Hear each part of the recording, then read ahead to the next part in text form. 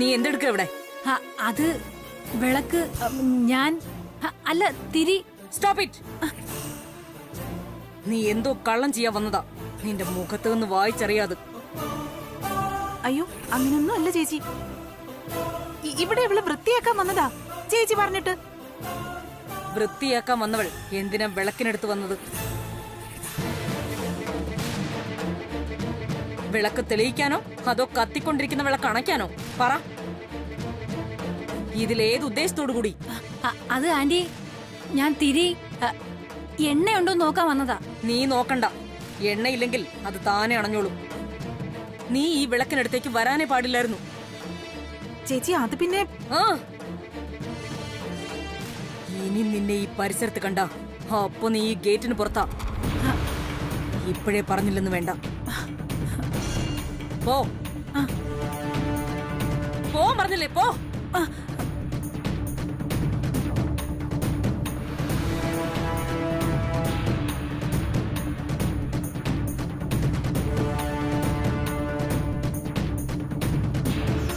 എന്നും അമ്പലത്തിൽ പോയി നിറകണ്ണുകളോടെ പ്രാർത്ഥിക്കുന്നവളല്ലേ അവള്. ദൈവങ്ങളെ അനുഗ്രഹിക്കുകയുള്ളൂ. അങ്ങനെ വേണം നമ്മൾ കരുതാൻ. ശരി അച്ഛാ, ഏതായാലും ഞാൻ ചേച്ചിയെ പോയി ഒന്ന് കണ്ടോട്ടെ. പെട്ടെന്ന് ഇങ്ങ് വരാം. ഒന്ന് കണ്ടോ മതി എനിക്ക്, ഒരു സമാധാനത്തിന്. ശരി, പോയിട്ട് വാ.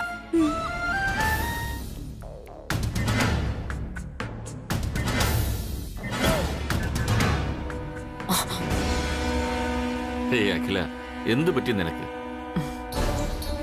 ഉറങ്ങാനൊന്നും ഉദ്ദേശമില്ലേ? സമയം എത്രയായെന്നറിയോ? ഉറക്കം വരുന്നില്ല കൃഷ്ണേട്ടാ.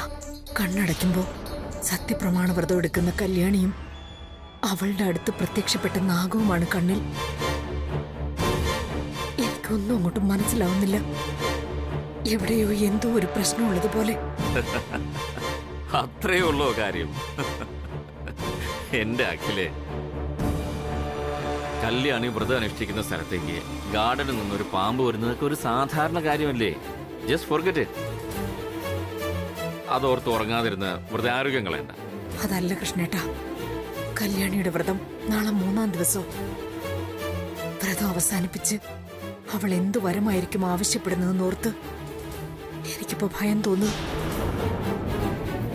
ജസ്റ്റ് ഇമാജിൻ, ഒരുപക്ഷെ വിലാസിനി പറഞ്ഞതുപോലെ കല്യാണി ആനന്ദിനെ ഭർത്താവായി വേണമെന്നുള്ള വരം ചോദിച്ച. മൈ ഗോഡ്, എന്ത് മണ്ടത്തരവാ നീ പറയുന്നത്? ജസ്റ്റ് ഇമാജിൻ എന്ന് നീ ഇപ്പൊ പറഞ്ഞില്ലേ, അതാ വാസ്തവം. That's only your imagination. വെറും സങ്കല്പം മാത്രം. അല്ലാതെ അങ്ങനെയൊന്നും ഒരിക്കലും സംഭവിക്കാൻ പോകുന്നില്ല.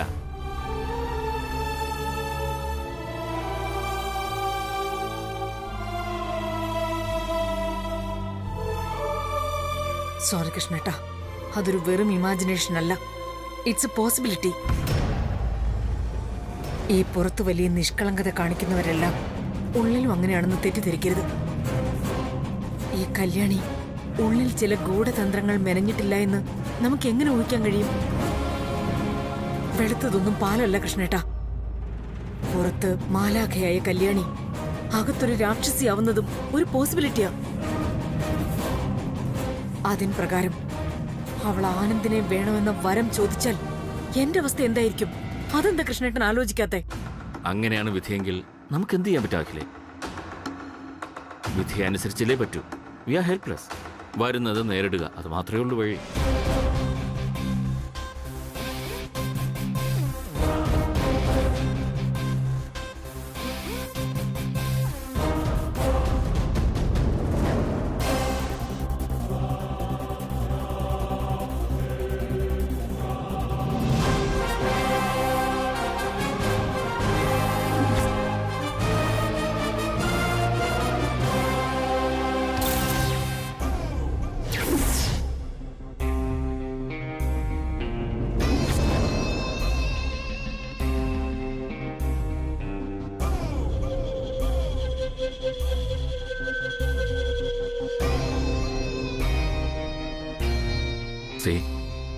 എന്തു വന്നാലും അത് സഹിക്കാനുള്ള ഒരു മനസ്സുണ്ടാക്കിയെടുക്കുകയെ തൽക്കാലം നമുക്ക് നിവർത്തിയുള്ളൂ. ഇപ്പൊ വെറുതെ വേണ്ടാത്ത കാര്യങ്ങൾ ആലോചിച്ച് മനസ്സ് വിഷമിപ്പിക്കാതെ നീ വന്ന് കിടക്കാൻ നോക്കാം. കല്യാണി മാലാഖയാണോ രാക്ഷസിയാണോ എന്ന് നമുക്ക് നാളെ അറിയാം. തൽക്കാലം നീ കിടക്ക് പ്ലീസ്. ബ്രോ, നീ എന്താ ഉറങ്ങിയില്ലേ? വെറുതെ സ്റ്റുപ്പിഡ് ചോദ്യം ചോദിക്കാതെ ബ്രോ. ഉറങ്ങിയെങ്കിൽ പിന്നെ ഞാനിവിടെ നിൽക്കൂ. ഏയ് അങ്ങനെ പോവല്ലേ, ഇരിക്ക്, ചോദിക്കട്ടെ.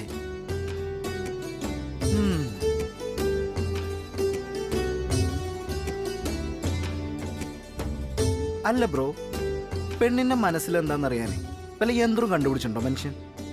അതെന്താ ഇപ്പൊ നീ അങ്ങനെ ചോദിക്കാൻ? വെറുതെ. ദേ അവിടെ ഒരാൾ കണ്ണടച്ച് രുദ്രാക്ഷം പിടിച്ചിരിക്കുന്നില്ലേ, നമ്മുടെ കല്യാണി. അവളെ എന്തുദ്ദേശിച്ചിട്ടാണ് ഇത് ചെയ്യുന്നതെന്നറിയാനാ. സോറി മോനെ, എന്റെ അറിവിൽ പെണ്ണിന്റെ ഉള്ളു പറയുന്ന യന്ത്രമൊന്നും ഇന്നലെ വരെ മനുഷ്യൻ കണ്ടുപിടിച്ചിട്ടില്ല. ഇന്നിപ്പോ എന്താ സ്റ്റാറ്റസ് എന്ന് ഗൂഗിളിൽ സെർച്ച് ചെയ്ത് നോക്കിയാൽ മതി. എവിടെ പോകുന്നേ? ഇവിടെ ഇരിക്കവിടെ. ഇത്രയും നേരം ഞാനിരുന്നില്ലേ, ഇനി നീ ഇരിക്കും. ലോകം ഉണ്ടായ നിമിഷം മുതൽ പുരുഷന്റെ ദൗർബല്യം ഇത്. പെണ്ണിന്റെ ഒരിക്കലും തുറക്കപ്പെടാത്ത മനസ്സിൽ എന്താണെന്ന് അറിയാനുള്ള ശ്രമം. തോൽവിയാണ് ഇന്നലെ വരെയുള്ള ചരിത്രം. അമ്മയായാലും പെങ്ങളായാലും മകളായാലും കാമുകിയായാലും ഭാര്യയായാലും നമ്മൾ വെറുതെ അഹങ്കരിക്കുന്നതാണ്. അവരെ നമുക്കറിയാവുന്ന. It's wrong. പെണ്ണൊരു പ്രഹേളികയാണ് മോനെ, എ ഫിനോമിനൻ. മരണം പോലെ പിടിതരാത്ത ഒന്ന്. തൃച്ചംബരത്തെ അഖിലാണ്ടേശ്വരിയും വിലാസിനിയും ദാ ആ ഇരിക്കുന്ന കല്യാണിയും ഒക്കെ അങ്ങനെ തന്നെയാ. തോൽക്കുമെന്ന് അറിഞ്ഞുകൊണ്ട് തന്നെ ഇവരെയൊക്കെ നമുക്ക് മനസ്സിലാക്കാൻ ശ്രമിക്കാൻ. ഇതേ ഇപ്പൊ പറയാനുള്ളൂ. പോയി കിടന്നുറങ്ങട്ടെ. Good night. Good night.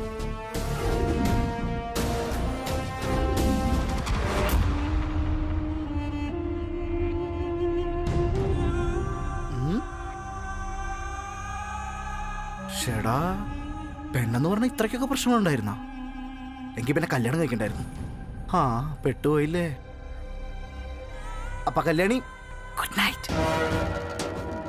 Anand sir 2 ദിവസമായി ആഹാരം കഴിക്കാൻ താഴേക്ക് വരാറില്ല.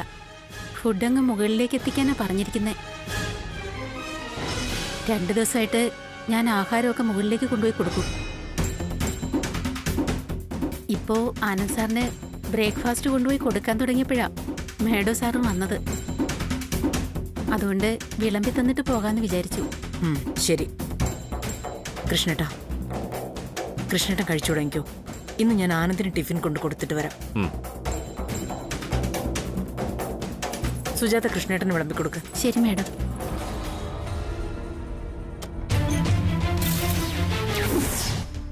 ഓ മൈ ഗോഡ്.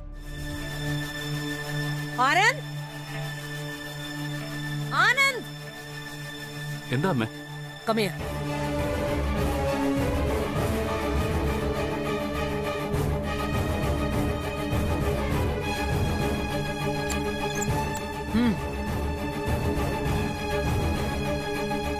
എന്തായി കാണുന്നത്?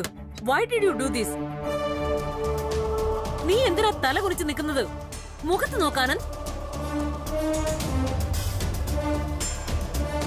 I'm asking you a question. മറുപടി പറയാൻ. ആനന്ദ് നിന്നോട് ചോദിച്ചത് കേട്ടില്ലേ നീ?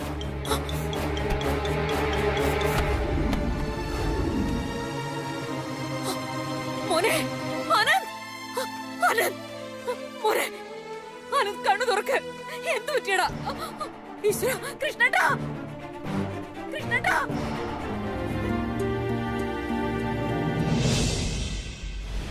വായ തുറക്കൂ.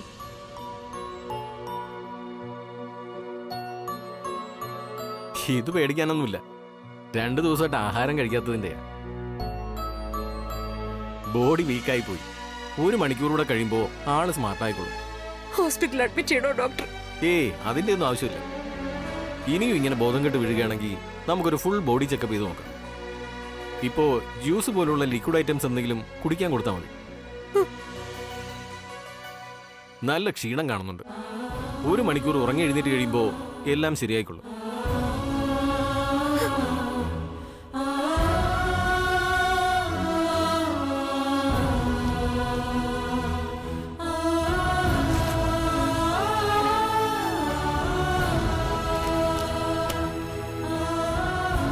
ഈ ടാബ്ലറ്റ് വാങ്ങിക്കൊടുക്കുക. 2 നേരം വെച്ച് 3 ദിവസം. അത് മതി. അരവിന്ദ്, ഡോക്ടറെ കൊണ്ടാക്കുക. ശരി അച്ഛാ. എന്തു പറ്റി ആന്റി? നേരം വെളുത്തപ്പോ തൊട്ടേ അവളെ നോക്കി ഒറ്റ നിപ്പാണല്ലോ. ആന്റിയും ഇനി സത്യപ്രമാണ വ്രതം എടുക്കാനുള്ള വല്ല പരിപാടിയുണ്ടോ? അല്ല, ഉടൻ വരം കിട്ടുന്ന ഏർപ്പാടാണല്ലോ. ഒന്ന് പോടി അവിടുന്ന്. അവളുടെ ഒരു തമാശ. 3 ദിവസത്തെ കഠിന വ്രതം പൂർത്തിയാക്കിയിട്ട് ഇന്ന് അവള് വരം ചോദിക്കാൻ പോകുന്ന സമയം. അത് എന്തായിരിക്കുന്ന ടെൻഷനില്ല ഞാനിപ്പോ. ആന്റി, അവള് തൃച്ചംബരത്തെ മൂത്ത മരുമകളാവാനുള്ള വരം ചോദിച്ചാ നമ്മൾ എന്ത് ചെയ്യും? ഹോ, എനിക്കത് ഓർക്കുമ്പോ ചെറിയ ടെൻഷനൊക്കെ ഉണ്ട്. എങ്കിൽ ഞാൻ മുംബൈയിൽ നിന്ന് ആളെ ഇറക്കും. 2 എണ്ണത്തിന് വെടിവെച്ചുമല്ല. ഈ ചന്ദ്രപ്രതാപ് ആരാണെന്ന് നിങ്ങൾക്ക് അറിഞ്ഞൂടാത്തോണ്ടാ.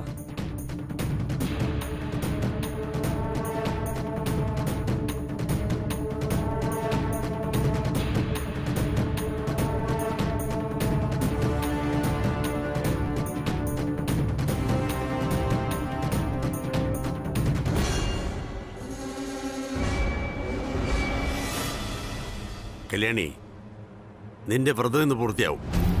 ഇനി എന്ത് സംഭവിക്കുന്നത് നീ ചോദിക്കാൻ പോകുന്ന വരത്തിലാ. മാഡത്തിന് സന്തോഷവും സമാധാനവും ഇല്ലാതാക്കുന്ന എന്തെങ്കിലും നീ ചോദിച്ചാൽ മകളാന്നൊന്നും നോക്കി നിന്ന് വരില്ല.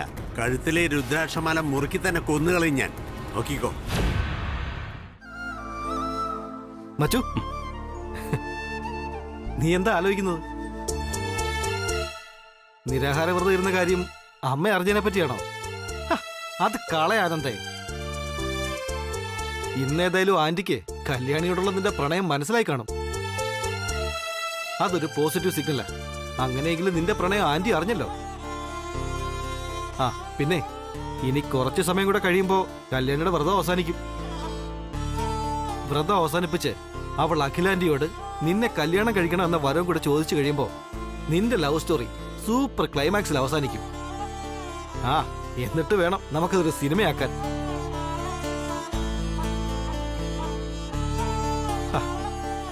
എന്താ മച്ചു ഇത്? ഒരുപാട് നാളത്തെ കാത്തിരിപ്പിന് ശേഷം കല്യാണം നിനക്ക് സ്വന്തമാവാൻ പോകുന്നു. ഇനിയെങ്കിലും നിന്റെ മുഖത്തൊരു സന്തോഷമൊക്കെ വരട്ടെന്നേ. കമോൺ.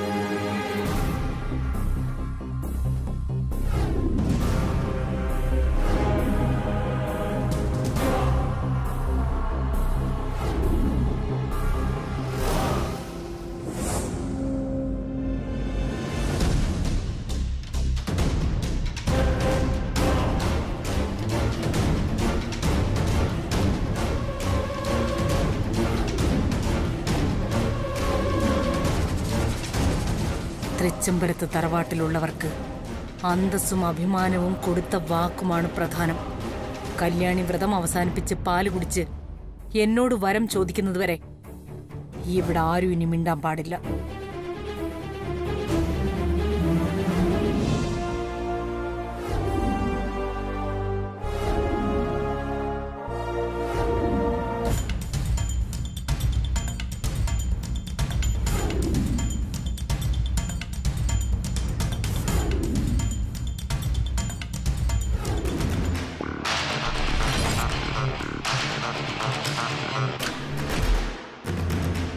അച്ഛാ, ദേ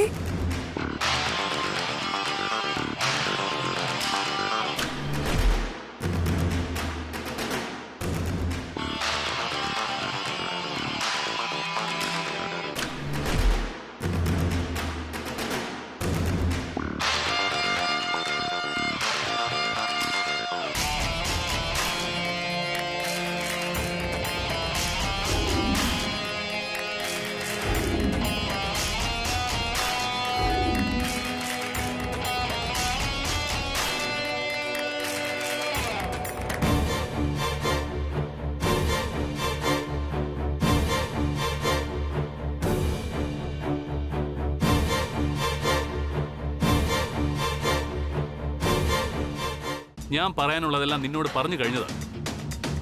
ഇനി നീയാ പറയാനുള്ളത് എന്നോട്. ഇല്ല വല്യൂഞ്ഞെ, എനിക്ക് പറയാനുള്ളത് മാഡത്തിനോട് പറഞ്ഞു കഴിഞ്ഞതാ. മാഡം ഞാൻ ചോദിച്ച വരവ് എനിക്ക് തന്നു. അതോടെ എല്ലാം തീർന്നു പറയാം. ഒന്നും തീർന്നിട്ടില്ല. എല്ലാം ഒന്നേന്ന് തുടങ്ങാനിരിക്കുന്നതേ ഉള്ളൂ. നീ ഇപ്പൊ ചോദിച്ചു വാങ്ങിന്ന് പറഞ്ഞില്ലേ, അത് വരമല്ല കല്യാണി, ശാപം. ഒരു പരിഹാരത്തിലൂടെ മോക്ഷം കിട്ടാത്ത കൊടും ശാപം. അതാ നീ ഇനി അനുഭവിക്കാൻ പോകുന്നത്. അയ്യോ, ഇങ്ങനെയൊന്നും പറയല്ലേ വല്യൂഞ്ഞെ. ഞാൻ വാക്ക് കൊടുത്തുപോയി. അത് പാലിച്ചേ പറ്റൂ എനിക്ക്.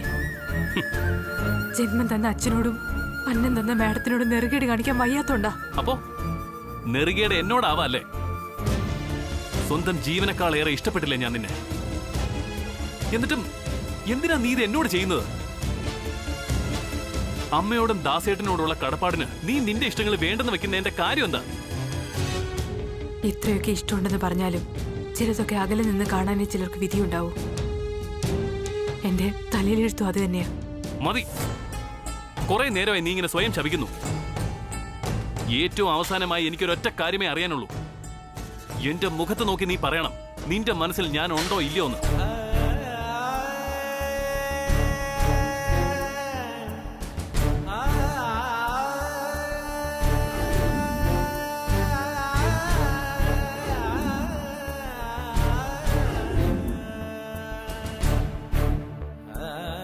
പറഞ്ഞത് കേട്ടില്ലേ കല്യാണി?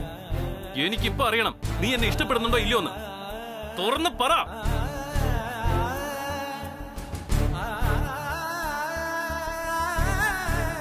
നിനക്കെന്നെ വേണോ വേണ്ടോ ഒന്ന്?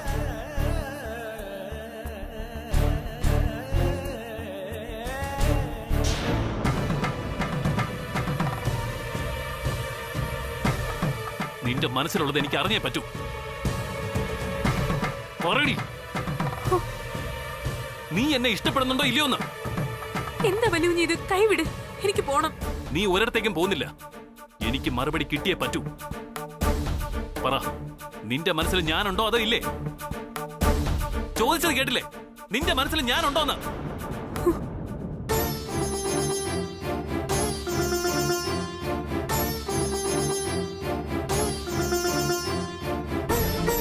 കല്യാണി നിക്ക്.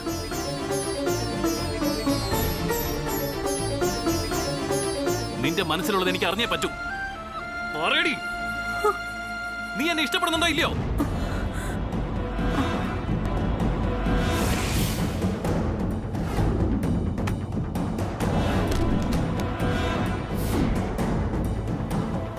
കല്യാണി, കല്യാണി, കല്യാണി എന്തു പറ്റി?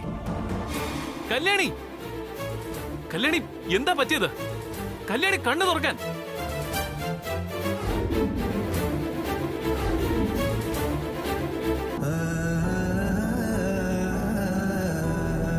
ആ കണ്ണുകളൊന്ന് തുറക്ക് കല്യാണി. എനിക്ക് കാണണം ആ കണ്ണുകൾ. അറിയാലോ, നിന്റേതാണെന്ന് പോലും അറിയാതെ ഞാൻ ആ ലോകയിലെ കണ്ണുകളെ ആദ്യം ഇഷ്ടപ്പെട്ട് തുടങ്ങിയത്. അത് നിന്റെ കണ്ണുകളാണെന്ന് അറിഞ്ഞപ്പോ എന്റെ സന്തോഷം ഇരട്ടിക്കായിരുന്നു. പിന്നെ രാത്രിയും പകലും ആ കണ്ണുകളെ ഞാൻ കണ്ടിട്ടുള്ളൂ. അതിനോടെ ഞാൻ സംസാരിച്ചിട്ടുള്ളൂ. ഓരോ ദിവസം കഴിയും തോറും വെറും കൂട്ടുകാരിൽ നിന്നും ജീവിതത്തിൽ തന്നെ കൂട്ടാക്കാൻ നീ കൂടെ വേണമെന്ന് ഞാൻ നിശ്ചയിച്ചതാ.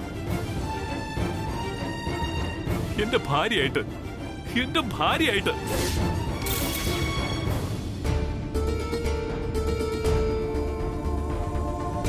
നിനക്ക് നന്നായിട്ട് അറിയാലോ കല്യാണി, നിനക്ക് വേണ്ടി മാത്രമാണ് ഞാൻ MD സ്ഥാനം വരെ ഒഴിഞ്ഞത്. ബിസിനസ് മാത്രം ഉണ്ടായിരുന്ന എന്റെ മനസ്സ് നിറയെ ഇപ്പൊ ബിസിനസ് ഇല്ല, നീ മാത്രമേ ഉള്ളൂ. നീ ഇനി ഏത് സത്യപ്രമാണ വ്രതം എടുത്താലും മനസ്സടക്കി എന്നെ മാറ്റി നിർത്തി എന്ത് വരം ചോദിച്ചാലും എനിക്കറിയാം നിന്റെ മനസ്സ് നിറയെ ഞാനാണെന്ന്.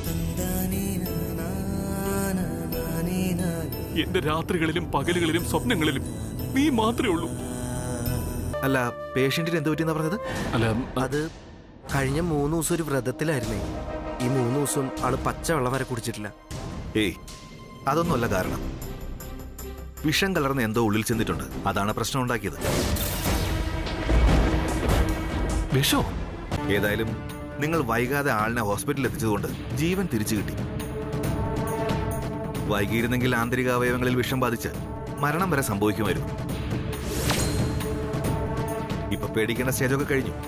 കുറച്ച് കഴിയുമ്പോൾ പേഷ്യന്റ് കണ്ണു തുറക്കും. അപ്പൊ കയറി കണ്ടോളൂ. Thank you doctor, thank you very much. അഖിലേ, കല്യാണി ഹോസ്പിറ്റലില്ല. കല്യാണി ഹോസ്പിറ്റലിലോ? എന്തു പറ്റി? എന്തു പറ്റി കല്യാണിക്ക്? മാഡം, കല്യാണി ബോധം കെട്ട് വീണ് വലിയ കുഞ്ഞും അനിയൻ കുഞ്ഞും കൂടി ഹോസ്പിറ്റലിൽ കൊണ്ടുപോയിരിക്കാന്ന് സുജാത പറഞ്ഞു. എന്താണെന്നറിയാനാ ഞാൻ വന്നേ. ഞാനൊന്നും അറിഞ്ഞില്ല ദാസേട്ടാ. സുജാത, നീ എന്താ ഈ കാര്യം എന്നോട് പറയാതിരുന്നേ? അഖിലേ, സുജാത അപ്പോഴേ ഈ കാര്യം എന്നോട് വന്ന് പറഞ്ഞതാ. നീ പൂജാമുറിയിലായതുകൊണ്ട് ഡിസ്റ്റർബ് ചെയ്യേണ്ടെന്ന് കരുതി. എന്താ കൃഷ്ണേട്ട ഈ പറയുന്നേ? പൂജയിലാണെന്ന് വെച്ച് കല്യാണി ബോധം കെട്ട് വീണ് ഹോസ്പിറ്റലിൽ കൊണ്ടുപോയതൊന്നും ഞാൻ അറിയണ്ടേ? മാഡം, എന്റെ മോള് വിഷമിക്കണ്ട ദാസേട്ടാ, അവൾക്കൊന്നുമില്ല. 3 ദിവസം ജലപാനം പോലും ഇല്ലാതെ വ്രതം എടുത്തതല്ലേ. അതിന്റെ ക്ഷീണം കൊണ്ട് തല കറങ്ങി വീണുപോയതാവും.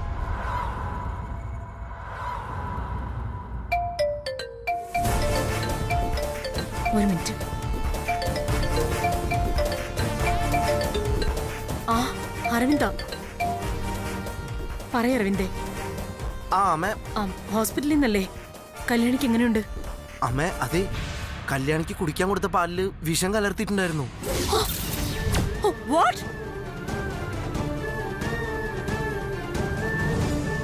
ആ വിഷം ഉള്ളിൽ ചെന്നിട്ടാ കല്യാണി ബോധം കെട്ട് വീണെന്ന് ഡോക്ടർ പറഞ്ഞേ. ഇതെന്തോ ഉറപ്പിച്ച മട്ടാണല്ലോ. അവളുടെ കാറ്റ് പോയി. കല്യാണിക്കിപ്പോ എങ്ങനെയുണ്ട്? അത് കറക്റ്റ് സമയത്ത് ഹോസ്പിറ്റലിൽ എത്തിക്കാൻ പറ്റിയോണ്ട് ആപത്തൊന്നുമില്ലെന്ന ഡോക്ടർ പറഞ്ഞേ.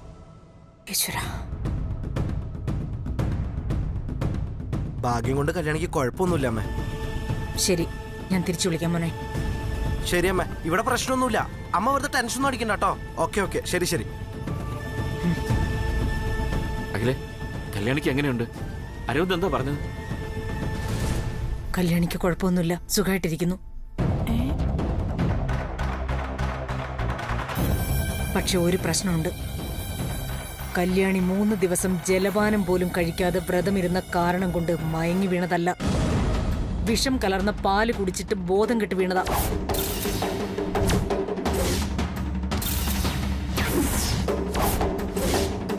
എന്തൊക്കെയാ നീ പറയുന്നത്? കല്യാണി കുടിച്ച പാലിൽ വിഷമോ? അതെ, അരവിന്ദിനോട് കല്യാണിയെ പരിശോധിച്ച ഡോക്ടർ പറഞ്ഞതാ. അയ്യോ, ഇത് പെട്ടത് തന്നെ.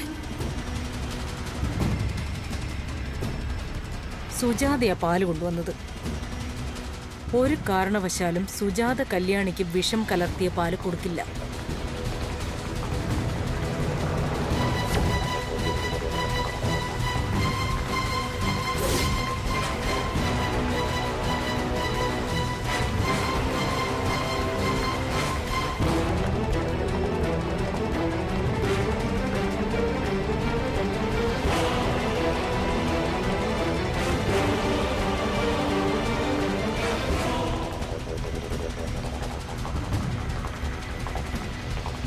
വിലാസിനി സത്യം പറഞ്ഞു, ഇത് ചെയ്തത് നീയല്ലേ?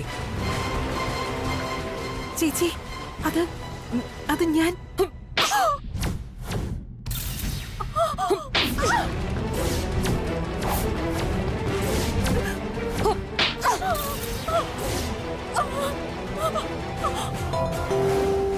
അമ്മയാണല്ലോ. ഫോൺ എടുക്ക, എന്താണെന്നറിയാലോ. അമ്മേ. ആനന്ദ്, നീ ഉടനെ ഇവിടെ എത്തണം. ഉടൻ. അതമ്മേ, ഞാൻ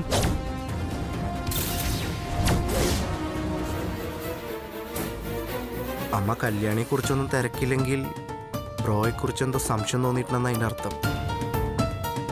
ബ്രോ ആഹാരം കഴിക്കാതെ തളർന്നു വീണില്ലേ? അതിനുശേഷം അമ്മ ഭയങ്കര ടെൻഷനിലായിരുന്നു. നിങ്ങൾ തമ്മിൽ കടുത്ത പ്രേമത്തിലാണെന്ന സംശയം.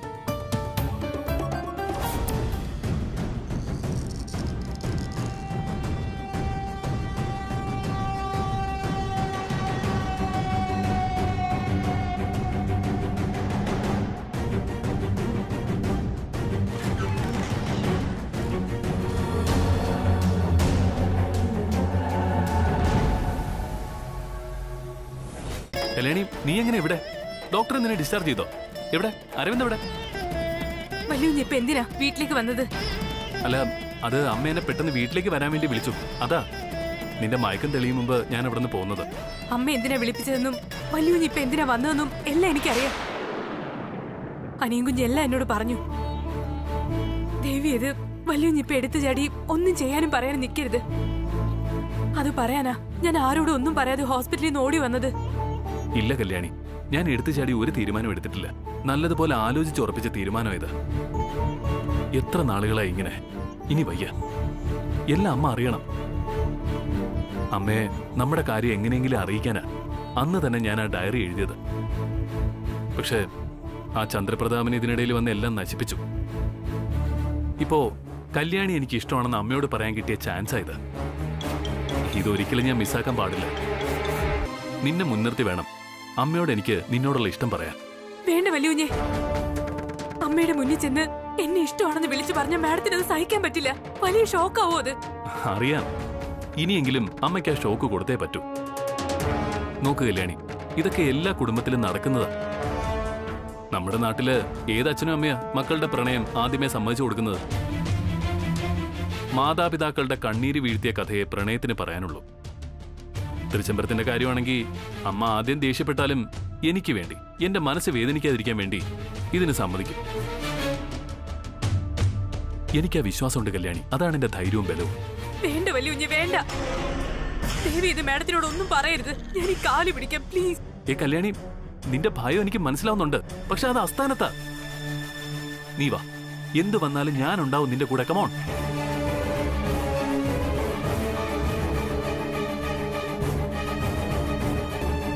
എന്താ വരുന്നില്ല നീ?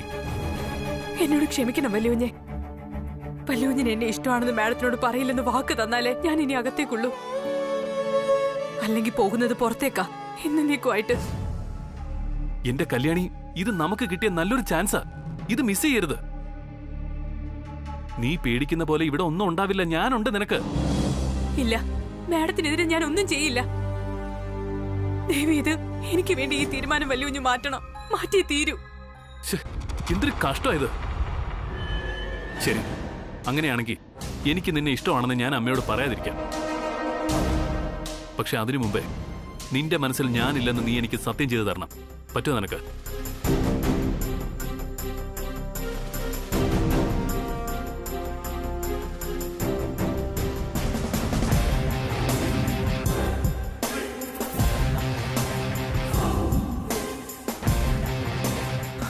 പറ്റില്ല എനിക്ക്. എന്റെ മനസ്സ് നിറയെ വല്യുഞ്ഞ. ദൈവത്തിന്റെ സ്ഥാനമാ ഞാൻ വല്യുഞ്ഞിന് തന്നിരിക്കണേ. അപ്പൊ എന്റെ മനസ്സിൽ വല്യുഞ്ഞില്ലെന്ന് ഞാൻ എങ്ങനെ സത്യം ചെയ്ത് പറയും? അമ്മ എന്തിനാ എന്നെ ഉടനെ വരണമെന്ന് പറഞ്ഞ് ഫോൺ ചെയ്തത്?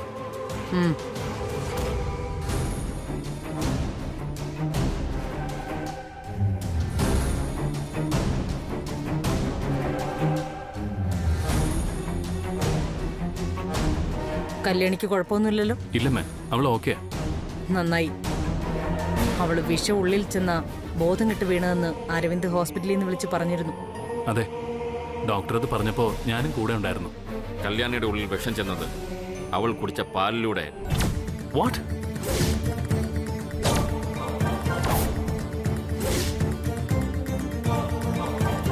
പാലിലൂടെയോ? അതെ. വ്രതം മുറിക്കാൻ കല്യാണിക്ക് ഞാൻ കൊടുത്ത പാലിൽ വിഷം കലർന്നിരുന്നു.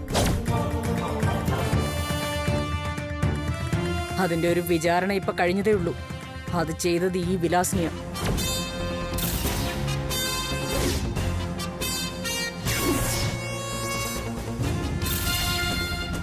കൊള്ളാം. നിങ്ങളൊരു സ്ത്രീയാണോ ഇളയമ്മേ? നിങ്ങൾക്കില്ലേ കല്യാണിയുടെ പ്രായത്തിലൊരു പെൺകുട്ടി?